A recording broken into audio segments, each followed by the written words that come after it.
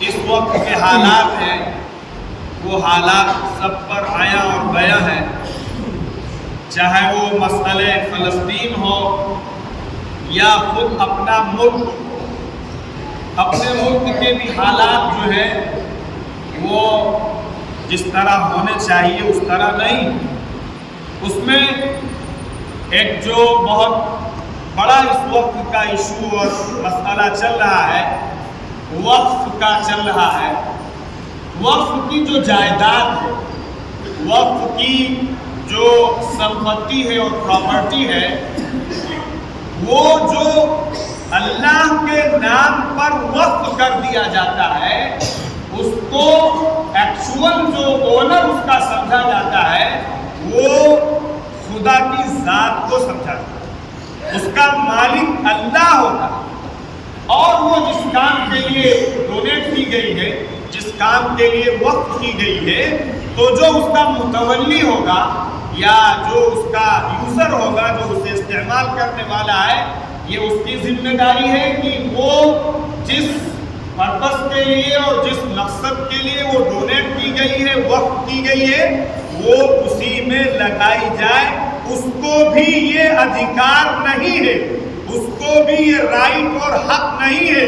کہ وہ جس چیز کے لیے وقف کیا گیا ہے اس کے علاوہ میں اسے استعمال کرے۔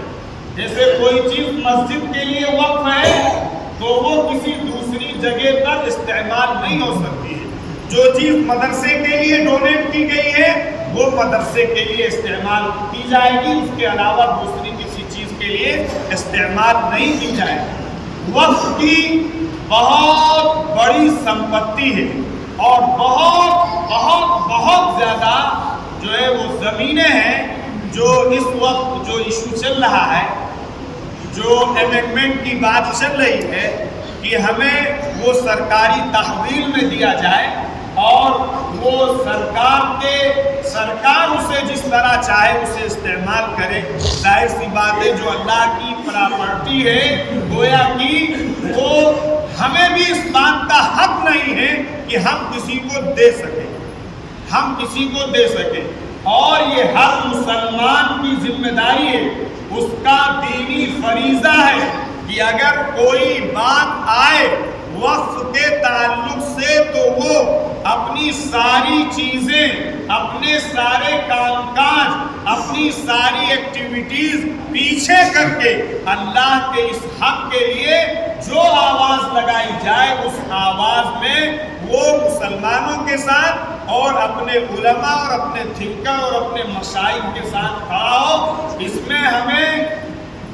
کیونکہ قانون نے یہ ہمیں حق دیا ہے، یہ ایک ایکٹ ہے، قانون ہے، اس قانون کے ساتھ یہ انٹرفیئر ہے، اس قانون اور اس کانسٹیٹیوشن کے ساتھ یہ گویا کہ ایک طرح کا کھلواڑ ہے۔ اور جو نیا قانون بنایا جا رہا ہے،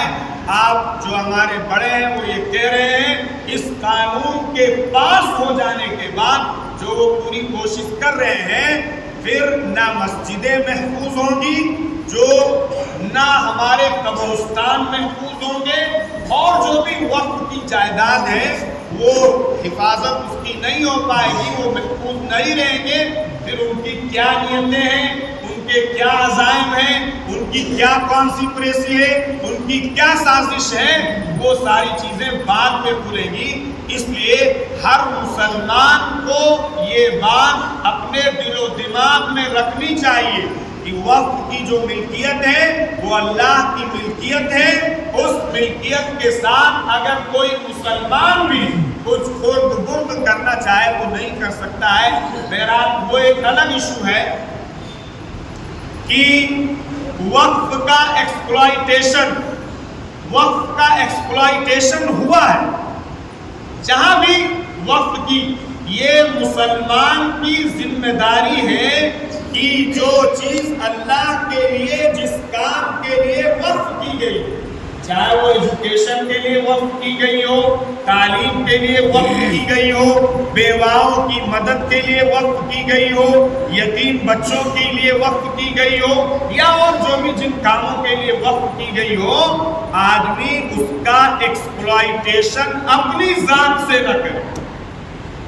ایک بہت بڑے اللہ والے، ان سے جب پوچھا گیا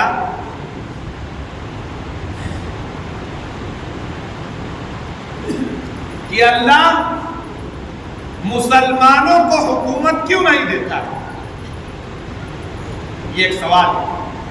حکومت چاہیے آپ لوگوں کو؟ ارے بولیے، ڈر رہے ہیں کیا؟ ڈریے نا، آپ نے حکومت کی ہے اس ملک پر سالوں سال، یہ ڈریے نا۔ بہرحال تو ان اللہ والوں نے جو جواب دیا وہ عجیب و غریب جواب تھا، وہ ہر مسلمان کو اپنے اندر جان کے دیکھنے کو۔ انہوں نے کہا کہ جب اللہ نے تم کو سکت اور طاقت دی ہے اللہ کے احکامات کو اپنے اوپر امپلیمنٹیشن کرنے کا، اپنے اوپر نافذ کرنے کا، جن کا تم کو اختیار ہے، سمجھنے کی کوشش کیجئے، جن کا تم کو اختیار ہے، جب تم ان کاموں کو اپنے اوپر نافذ نہیں کر پا رہے ہو، تم اللہ کے احکامات کو اپنے اوپر نافذ نہیں کر پا رہے ہو، جب تم کو حکومت دی جائے گی تو تم دوسروں پہ کیسے نافذ کرو؟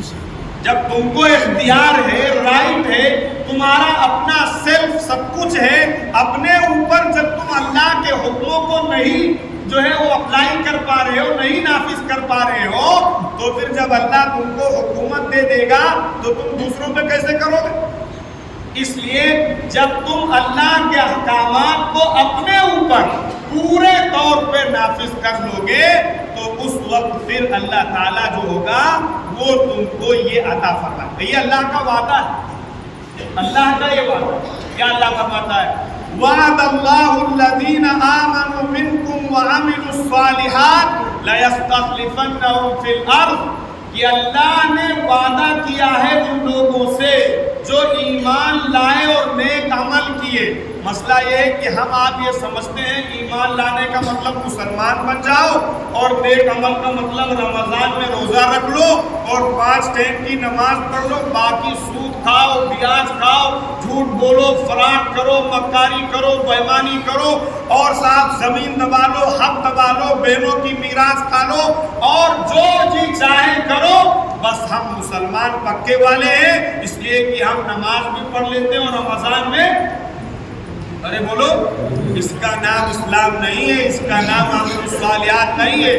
عمل الصالحات نام ہے کہ آپ ٹریڈنگ کیسے کریں گے، آپ بزنس کیسے کریں گے، آپ کاروبار کیسے کریں گے، آپ تجارت کن بیسس پہ کریں گے اور تجارت کی آپ کی بنیاد کیا ہوگی، آپ کی زندگی کیسی ہوگی، صبح کیسے اٹھیں گے، شام کو کیسے سوئیں گے، ماں کے ساتھ کیا سلوک کریں گے، باپ کے ساتھ کیا سلوک کریں گے، پڑوسی کے ساتھ کیسے رہیں گے، پوری زندگی اور سسٹم آف لائف کا نام وعملوا الصالحات ہے۔ جب آپ اس پر آئیں گے آپ کی پوری زندگی قرآن کے مطابق آئے گی، پھر دنیا کے اندر خدا کی مدد آپ کے ساتھ ہوگی۔ اس لیے میرے عزیز و بزرگوں،